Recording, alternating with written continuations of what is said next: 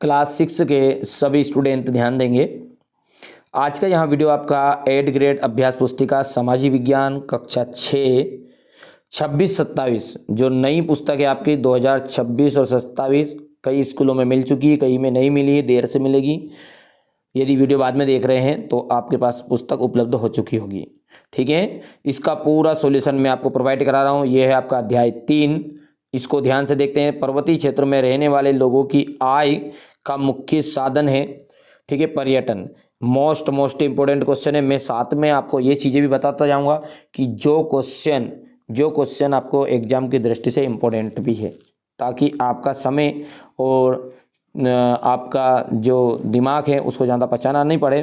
क्योंकि हमारे छठी क्लास के स्टूडेंट जो होते हैं, जो बहुत ही समझदार होते हैं, नन्हे मुन्ने होते हैं, उनको ठीक है ज़्यादा चीज़ें याद करने में दिक्कत होती है। तो मैं वो कोई दिक्कत नहीं। देखो, पर्वत स्थलाकृति में कौन सा तथ्य संबंधित नहीं है? गोलाकार शीर्ष होते हैं, ठीक है। इसके बाद में समुद्र तल से किसी वस्तु या लक्ष्य की ऊंचाई कहलाती है, तो ये हो जाएगा आपका तुंगता। वर्षण का सामान्य अर्थ है ओले गिरना, ठीक है। इसके बाद में जो आपका 5वां है, ये तो आपको करना ही करना है, वेरी इंपॉर्टेंट है। पर्वतीय वनों में देवदार वृक्ष की विशेषता नहीं है। पत्तियां कैसे होती है? छोटी होती है, गोलाकार होती है। मांस और लाइकेन की ऊंचाई में पाए जाने वाले होते हैं, तो सूक्ष्म जीव। मरुस्थलीय क्षेत्रों को में सामान्य रूप से पाई जाने वाली वनस्पति है कैक्टस। ज़्यादा समय नहीं लूँगा, जहाँ चीज़ें को ज़रूरत पड़ेगी वहाँ पे मैं थोड़ा सा ज़्यादा समझाने की कोशिश करूँगा। पहाड़ों के बीच एक निचला क्षेत्र जिसे प्रायः नदी और जलधारा बहती है, तो वो क्या कहलाती है? आपकी घाटी हो गया। और यहाँ से विक्टोरिया जलप्रपात, दक्षिण अफ्रीका के जाम्बेजी नदी पर जलप्रपात स्थित है, तो विक्टोरिया। और मैदानी भूभागों का मुख्य आर्थिक व्यवसाय नहीं है। मैदानी भाग में कहाँ आएंगे? पर्यटन घूमने, खेत में आएंगे घूमने? नहीं आए, ठीक है। तो ये हो गया आपका यहाँ तक। अब ये रिक्त स्थान, तो पहले में आपको अरुणिमा सिन्हा आ जाएगा, क्योंकि पर्वतरोही विद्रोही पाल के प्रोत्साहन और प्रशिक्षण से प्रेरित होकर, ठीक है, कृत्रिम पेड़ से, ठीक है, अरुणिमा सिन्हा ने माउंट एवरेस्ट पर चढ़ाई की। पश्चिमी यूरोप में माउंट ब्लांक अल्पस का सबसे ऊंचा पर्वत है। पर्वतीय भूखंड के एक बड़े भाग चट्टान का अस्माक गिरना ही क्या कहलाता है? भूस्खलन कहलाता है, ठीक है। तिब्बत का जो पठार है, जो कि विश्व का सबसे ऊंचा पठार है, जिसे विश्व की छत कहते हैं। 2 या 2 से अधिक नदियों के मिलने का स्थान क्या कहता है? संगम कहलाता है। क्या कहलाता है? संगम। सहारा मरुस्थल अफ्रीका में स्थित है। सहारा मरुस्थल कहाँ स्थित है? अफ्रीका में स्थित है। यहाँ से देखिएगा आप बचे हुए रिक्त स्थान को भी। यमुना और घाघरा गंगा की सहायक नदी है, तो गंगा की सहायक नदी का नाम है। मोस्ट इंपोर्टेंट निशान लगा लेना इसमें से आप ये, ठीक है। ज्वालामुखी की सक्रियता के कारण दक्षिण भारत का में बना पठार दक्कन का पठार होता है, ठीक है। अचानक प्रचंड तूफान सहित वर्षा का होना बादल फटना कहलाता है, ये भी आपका मोस्ट इम्पोर्टेंट है। पूर्वी अफ्रीका का पठार सोने और हीरे की खनन के लिए प्रसिद्ध माना जाता है।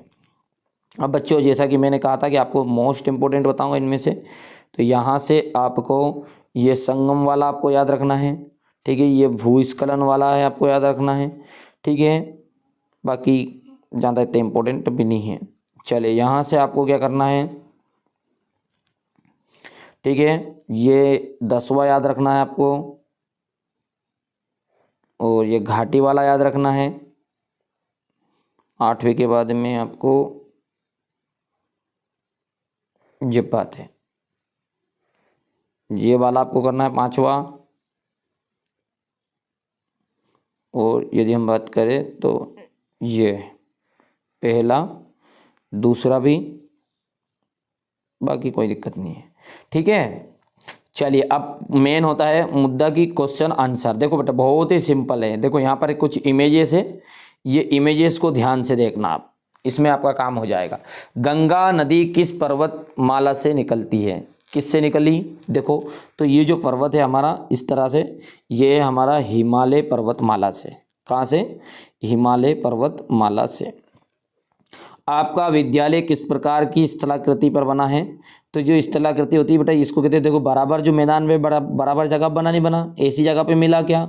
तो ये पहाड़ी पठार कहलाएगा आपका, पर ये क्या है? मैदानी भाग है, तो ये मैदानी स्थलाकृति पर राइट रहेगा। तीसरा इमेज और चौथी इमेज को देखो ध्यान से, समझना है ताकि याद भी रहे। माध्य समुद्र तल से क्या आशय है? माध्य समुद्र तल का से क्या आशय है? कि समुद्र के जल का औसत स्तर, जो समुद्र का एक औसत स्तर होता है इतना, जब तूफान आता है तो ये इतना ऊंचा हो जाता है, ऊपर तक चला जाता है, ठीक है। तो समुद्र के जल का औसत स्तर क्या कहलाता है? आपका माध्य समुद्र तल कहलाता है। पर्वतीय जीवों को आश्रय कहाँ मिलता है? क्या दिख रहा है यहाँ पर? ये जो दिख रहे हैं ये है वन, ठीक है, और ये है चट्टान, और ये इस चट्टानों में बनी क्या है? ये गुफा। ध्यान दो, चित्र में ही सब कुछ है बेटा। चित्र मैंने खुद ही आपके लिए पूरी तरीके से बाकायदे पूरे पीडीएफ को तैयार किया। बहुत मेहनत लगती है बच्चों, बहुत मेहनत, रियली बता रहा हूँ। और इतनी सरल भाषा में कोई भी उत्तर बताता भी नहीं होगा, बड़े बड़े उत्तर बताता होगा अधिकतर, कोई बताते हो तो मैंने सरल भाषा में आपको सॉल्यूशन दे रहा हूँ। साथ ही साथ इमेज के जरिए भी समझाना चाहता हूँ कि यार तो मैं मेहनत कर रहा हूँ तो आप भी मेहनत करो। मेरी मेहनत को सार्थक तभी किया जा सकता तब आप अपने दोस्तों के पास इस वीडियो को भेजोगे जानते जानते। रियली बता रहा हूँ मैं, ईमानदारी से यदि आपको लगे कि नहीं यार ये हमारे लिए मेहनत कर रहा है तो आप भी मेहनत करो बेटा।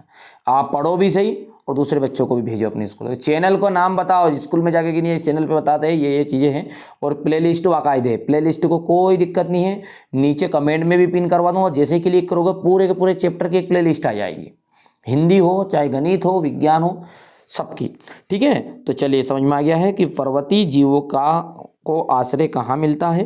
तो पर्वतीय जीवों को आश्रय मिलता है वनों में, गुफाओं में और चट्टानों में। देखो भाई साहब, छोटा जो नागपुर है का पठार क्यों प्रसिद्ध है? तो ये क्या है? ये सारे के सारे क्या है? कोयले हैं, धातु है, ये इमेज में बताया। तो ये है खनिज संपदा, ठीक है, इसमें सब पाई जाती है, हीरे मोती जेवरात सब। ऐसा नहीं है कि नहीं यार एक ही चीज़, धात्विक भी मिलेगा, मैग्नीशियम, लोह अयस्क, सारी की सारी खदानें, अधिकतर जो खदानें वो छोटा नागपुर का पठार में पाई जाएगी। तो खनिज संपदा के लिए ये प्रसिद्ध है। वर्तमान में सिंचाई वर्षा के अलावा किन किन साधनों से की जाती है? मतलब जो सिंचाई है, जो खेत में सिंचाई करते हैं वो किन किन के द्वारा की जाती है? देखो पहली इमेज देखो, इमेज में समझो, इसमें क्या है? पहले नहर है, ठीक है, ये कौन है? नलकूप है, नलकूप मतलब होगा आपका बर्मा हैंडपंप, ठीक है। तालाब भी है आपका, ठीक है। तालाब के बाद में क्या जाएगा? कुआं, ये कुआं बना हुआ है। तालाब की इमेज बेटा ये इधर है नीचे साइड में। तो समझने की कोशिश करो आप कि इमेज को देखोगे तो ध्यान से देखो तो उत्तर उसमें छिपा है। नहरों के द्वारा, नलकूपों के द्वारा, मतलब अपन खेत में किस किस के द्वारा पानी फेरते हैं? तो कुआं के द्वारा और तालाब के द्वारा। तो ये तो है नहर, कुआं, नलकूप और तालाब। अब आप कहोगे नहीं यार हमारे गांव में तालाब से, तो सबका बताना है। किसी गांव में नहर से फिरता है तो किसी गांव में कुआं से फिरते, कोई ट्यूबवेल से फेरता है पानी को, ठीक है, याद रह जाएगा। क्रिसमस ट्री किस प्रकार के वृक्ष का उदाहरण है? ठीक है, तो ये कौन है? एक शंकु की तरह है कि नहीं है? देखो एक शंकु, ऐसा रहे शंकु, ये ऐसा रहता है शंकु, और ये शंकु ही तो है। तो शंकुधारी वृक्ष है। क्रिसमस ट्री किस प्रकार का वृक्ष का उदाहरण है? तो शंकुधारी वृक्ष का उदाहरण है। क्रिकेट खेलने के लिए कौन सी स्थलाकृति अधिक उपयुक्त होती है? स्थलाकृति मतलब जो बराबर हो। देखो इमेज को ध्यान से, बराबर है कि नहीं है? ये जमीन बराबर वाली, तो उसे कहते हैं मैदानी स्थलाकृति। जो दूसरी इमेज दिख रही है ये आपकी पर्वत वाला क्षेत्र है। देखो सीढ़ीदार खेती हो रही है यहाँ पे, सीढ़ीदार, ठीक है। तो ऊपर वाला क्वेश्चन क्या कह रहा था कि क्रिकेट खेलने के लिए कौन सी स्थलाकृति अधिक उपयुक्त होगी? तो मैदानी स्थलाकृति। अगला क्या कह रहा है हमारा? सीढ़ी नुमा कृषि किस प्रकार के क्षेत्रों में की जाएगी? तो जो पहाड़ी क्षेत्र है, पर्वतीय क्षेत्र है, पर्वतीय क्षेत्र बोल दो या पहाड़ी क्षेत्र बोल दो। पहाड़ ने पर्वत एक ही हुए। ठीक है भैया, तो सीढ़ीनुमा खेती किस प्रकार के क्षेत्रों में करेंगे? तो पर्वतीय क्षेत्रों में करेंगे। अगला क्या है? पर्वतीय पर्यावरण में पाए जाने वाले प्राणियों के नाम बताओ। तो इसमें याक, हिम तेंदुआ, जंगली बकरी, भालू। ठीक है, ये सामने के सामने उदाहरण है। ये याक है ये, ठीक है, और ये आपका होगा हिम तेंदुआ, ये तेंदुआ हो गया, जंगली बकरी हो गई, और ये भालू हो गया। ठीक है, अब है लघु उत्तरी प्रश्न। लघु उत्तरी प्रश्न में क्या है आपका? अधिकतर तीर्थ स्थल जो है नदियों के किनारे क्यों स्थित है? ये बोल रहा है कि भैया नदी के किनारे क्यों स्थित है। तो देखो, नदी के किनारे इसलिए स्थित होते हैं, जो भी भगवान के मंदिर बनाए जाते हैं, जितने भी अपने बने, बद्रीनाथ देख लो, ठीक है, तो ये सारी चीज़ें जो होती नदियों के अगल बगल क्यों है, किनारों पर। तो नदियाँ क्या है, पवित्र मानी जाती है भैया, वहाँ जल की सुविधा होती है, जल की सुविधा भी होती है। तो नंबर 1 नदियाँ पवित्र होती है, नंबर 2 जल की सुविधा होती है पूरी तरीके से। अगला क्या है? पर्वतीय क्षेत्रों में कृषि की जगह पशुपालन को अधिक महत्व क्यों दिया जाता है? पर्वतीय क्षेत्र में कृषि की जगह पशुपालन को अधिक महत्व क्यों दिया जाता है? तो खेती करने के लिए समतल भूमि कम होती है, ऐसा नहीं। पर्वतीय क्षेत्रों में जो होता है ना, वो अपन बेटा बच्चों वहाँ पे खेती करना मुश्किल होता है, इसलिए पशुपालन करते हैं। पर्वतीय क्षेत्रों में, लाइन लिख लेना मैं बोल रहा हूँ, है ऐसा मत लिखना। वो बात भी सही है, ये बात भी सही है, पर इसने डायरेक्टली बताया यहाँ पर कि खेती करने के लिए समतल भूमि कम होती है। तो अपन ऐसा लिखेंगे पर्वतीय क्षेत्रों में, पर्वतीय क्षेत्रों में, ऐसा करो फिर। पर्वतीय क्षेत्रों में खेती करने के लिए समतल भूमि कम होती है, इसलिए पशुपालन को अधिक महत्व दिया जाता है। पर्वतीय तथा मैदानी क्षेत्रों में प्रमुख खेलों के नाम बताओ। तो भाई साहब देखो, ये जो पर्वतीय क्षेत्र में कर रहा है, देख लो आप, ये क्या करते हैं, इसको क्या कहते हैं? इसको कहा जाता है इसका स्किनिंग। और पर्वतारोहण मतलब पर्वत में घूम फिरना। और मैदानी क्षेत्रों में क्या होता है? ये सामने वाला मैदानी क्षेत्र में, बराबर क्षेत्र में क्या कर रहा है? क्रिकेट खेल रहा है। सामने वाला दूसरा क्या कर रहा है? दूसरी इमेज में हॉकी। तो यहाँ पर हम बात करें तो पर्वतीय तथा मैदानी क्षेत्र में, तो पर्वतीय क्षेत्र में एक तो स्कीइंग है, और स्काइटिंग भी बोलते हैं इसको शायद, और पर्वतारोहण करते हैं। और मैदानी क्षेत्रों को जाए क्रिकेट और हॉकी। देखो, गंगा नदी का मैदानी भाग आर्थिक दृष्टि से क्यों महत्वपूर्ण है? तो गंगा नदी का जो मैदानी भाग है वो पैसे में ज़्यादा महत्वपूर्ण क्यों है, ये बोल रहा है। तो भाई साहब, यहाँ की जो भूमि होती है ये उपजाऊ होती है, अगल बगल की।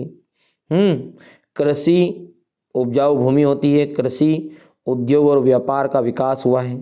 मतलब जब यहाँ पे ये नदी भी निकली तो यहाँ पे देखो ये उद्योग है, ये यहाँ पे बड़ी बड़ी कंपनी, और खेती का इनका भी उपयोग हुआ। पहला मैदान मतलब जब जंगल था, जब गंगा जी की नहर ने निकाल दी मैदानी भाग में ये, तो ज़्यादा पैदावार हो रही है, तो इनका सबका विकास हुआ। अब ज़्यादा पैदावार हो रही तो कंपनियाँ खुली तो व्यापार बढ़ा।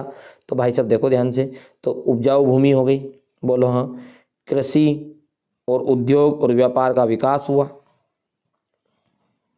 विश्व भर के पारंपरिक समुद्र पर्वत तो पवित्र स्थल मानते हैं। विश्व भर के पारंपरिक समुदाय जो है पर्वतों को क्या करते हैं? पवित्र स्थल मानते हैं। उदाहरण देके बताओ। जैसे भारत में हिमालय पर्वतों को पवित्र माना जाता है और लोग उसकी पूजा करते हैं। अगला, अपने आसपास के ग्राम की नदी में जाकर पता लगाइए कि वहाँ कौन कौन सी सांस्कृतिक गतिविधियाँ होती है। तो भैया तुम नदी किनारे नहीं देखोगे जो तीर्थ स्थान में, वहाँ पूजा हुई कि नहीं हुई, आरती हुई नहीं हुई, चलो जल्दी बोलो, मेले लगे नहीं लगे, मेला, धार्मिक कार्यक्रम हो कि नहीं, भंडारा नहीं, ठीक है, भाव भजन नहीं, तो हो भैया। तो यही चीज़ें लिखेंगे, पूजा होती है, आरती होती है, मेले, धार्मिक कार्यक्रम किए जाते हैं। पठारों को खनिज भंडार का गृह क्यों कहा जाता है? तो क्योंकि यहाँ पर देखो भाई साहब, ये मैग्नीशियम, सिलिकॉन, सोना, चांदी, ये सारी चीज़ें इसमें पाई जाती है। तो यहाँ पे मतलब इन सबको कहते हैं खनिज। धातु पाई जाएगी, धातु, कुल मिला के बात ये है। अब धातु ये सोना भी एक धातु, चांदी भी है, तांबा भी, पीतल भी, ये सारी चीज़ें कहाँ पे जाएगी। अच्छा एक चीज़ नोटिस करो, देखो ऊंचा ऊंचा तो है ये, पर ऊपर से क्या दिख रहा है? चपटा दिख रहा है। देखो ये तो ऐसे देखो चपटा है कि नहीं है ये। तो पठार उसी को कहते हैं जो नीचे से तो ऊंचा रहता है लेकिन ऊपर से कैसा रहता है? ऐसा चपटा, ऐसा भाग, समतल। ठीक है, याद रहेगा। चले, यदि सभी घरों व खेतों में पंप बोरिंग द्वारा सिंचाई की जाए, पंप और बोरिंग द्वारा सिंचाई करेंगे तो क्या होगा? ध्यान से देखो, पंप और बोरिंग से सिंचाई करेंगे तो ये जो जल दिया है रेड स्थान से, ये क्या हो रहा है? ये आपका जल स्तर नीचे गिर रहा है। पहले पानी कहाँ तक भरा था? यहाँ तक भरा था, फिर नीचे गया, फिर ये धीरे धीरे देखो यहाँ अब पानी कहाँ चला गया? यहाँ, फिर धीरे धीरे खत्म हो जाएगा। ये खदान में पानी बचा, यहाँ इधर बचे। समझ में आई बात? नहीं तो यदि हम खेत में पंप के द्वारा, बोरिंग के द्वारा ही सिंचाई करेंगे तो भूमिगत स्तर धीरे धीरे गिर जाएगा। और ऐसे ही हो रहा है, पहले 50 फीट पे गिरती थी, 60 फीट पे, 70 फीट पे, 80 फीट पे, 90 पे, कई गांव में 120 पे, कई जगह 500 फीट ठोकने लग गया जब भी पानी नहीं निकले। तो यही भूमिगत जल स्तर नीचे गिरता जाएगा। हिमालय पर्वत की दो सबसे ऊंची चोटियां कौन सी है? तो सबसे ऊंची चोटियां एक तो माउंट एवरेस्ट है, नेपाल में है, ठीक है, और एक है कंचनजंगा, ठीक है, कंचनजंगा, ठीक है। तो ये क्रमशः कहाँ स्थित है? तो माउंट एवरेस्ट तो है नेपाल में, और ये भाई साहब है भारत और नेपाल की सीमा में, ठीक है। चलिए, ज्वालामुखी से निर्मित लावा पठार की क्या विशेषताएं हैं?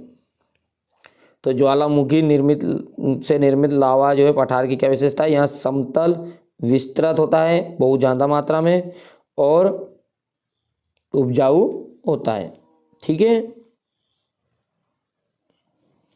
अब क्वेश्चन नंबर आपका 1 आएगा दीर्घोत्तरी में। बढ़ती हुई जनसंख्या व प्रदूषण नदियों पर क्या प्रभाव डालते हैं? तो बढ़ती हुई जनसंख्या क्या करती है? देखो भाई साहब, प्रदूषण कर रही कि नहीं कर रही? जल की गुणवत्ता को घटा रही नहीं घटा रही है? जल के संसाधनों में कमी कर रही कि नहीं कर रही? जल को दूषित कर रही नहीं कर रही? ठीक है, तरह तरह की महाबीमारियों को नौता दे रही है कि नहीं दे रही भैया? जब गंदगी करोगे तो सारी चीजें आएगी। चले, जीवन की कठिन परिस्थितियों के उपरांत लोगों ने मरुस्थलीय पर्यावरण के अनुसार अपने आप को किस प्रकार ढाल लिया? तो लोगों के रहन सहन, खेती और पशुपालन को मरुस्थल के अनुसार बना लिया। खेत को भी उनके अनुसार बना लिया, उनका रहन सहन, रहवास भी ऐसे बदल लिया उन्होंने। देखो ये गर्मियों के हिसाब से घर मरुस्थलीय क्षेत्र में, मतलब राजस्थान की इनकी बात कर रहे हो। अगला क्या है? पर्वतीय जीवन में के कई सकारात्मक पक्षों के बावजूद भी हमें कठिन चुनौतियों का सामना करना पड़ता है, समझाइए। तो भैया है, पर्वतीय क्षेत्रों के आवागमन, खेती, संचार में कठिनाई होती है। अगला है,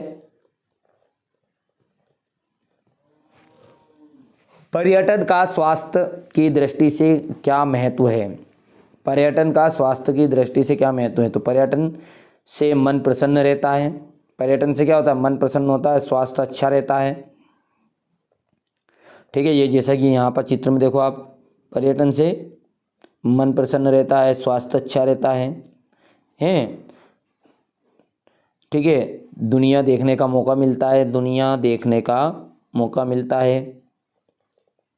ठीक है। आनंद मिलता है, आनंद की प्राप्ति होती है, ऐसा लिख सकते हैं आप, कर लोगे। अब देखो नहीं है भैया, यहाँ नीचे देखो क्वेश्चन नंबर 5 को ध्यान से, ये क्या कह रहा है, इसको यहाँ से समझेंगे, ऐसे हो गया। अब देखो क्या बोल रहा है कि पर्वत, पठार और मैदान एक दूसरे से किस प्रकार भिन्न हैं। देखो पर्वत तो कैसे हैं, ऊंचे होते हैं, बहुत ऊंचे हैं, ढाल वाले होते हैं। तो पर्वत जो होते हैं ना बहुत ऊंचे होते हैं, ढाल वाले होते हैं। लेकिन बच्चों पठार जो होते हैं वो ऊंचे तो होते हैं लेकिन ऊपर से कैसे होते हैं, समतल होते हैं। जल्दी बोलो, दोनों में समझ में आया। पर्वत ऊंचे होते हैं और ढाल वाले होते हैं, पठार ऊंचे तो होते हैं लेकिन ऊपर से समतल होते हैं। और मैदान जो होते हैं, मैदान समतल होते हैं और बहुत ज़्यादा क्षेत्र में पाए जाते हैं। मतलब खेती बाड़ी के लिए कितनी जमीन, सारे अपन सब कहाँ रह रहे हैं, अपन सब समतल भूमि में रह रहे हैं, मैदान में रह रहे हैं। ठीक है, तो मैदान क्या होते हैं, समतल होते हैं और विस्तृत भूमि वाले होते हैं। हो गया भैया। तो इस तरीके से